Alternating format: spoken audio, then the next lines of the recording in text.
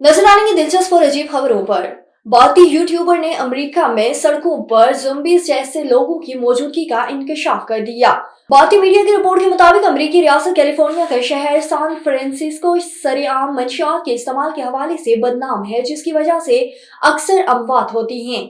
Take capital का दौरा करने वाली भारतीय यूट्यूबर ने तस्वीर शेयर की जिसमें लोगों को नशे की हालत में देखा जा सकता है। और जापान में स्ट्रेस या ज़हनी तनाव को कम करने के लिए गैर रवायती तरीके से 1000 घरों में चोरी छुपे दाखिल होने वाला शख्स पकड़ा गया।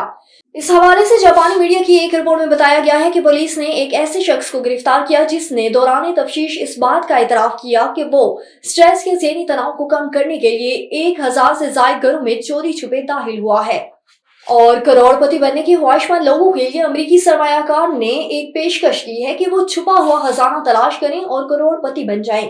अमेरिकन बिजनेसमैन और क्रिप्टो सरमायाकार जॉन कलांस ने अमेरिका में 5 मुख्तलिफ मकामात पर खजाने दफन करने का ऐलान किया है, जिनमें कीमती एशिया मौजूद है और इनकी मालियात तकरीबन $2 मिलियन के करीब है। अब कोई भी शख्स इन्हें ढूंढकर करोड़पति बन सकता है। बिटकॉइन में सरमायाकारों के बाद जून पर दौलत की बरसात हुई और अब वो दूसरों को भी दौलतमंद बनाने के दर पे हैं।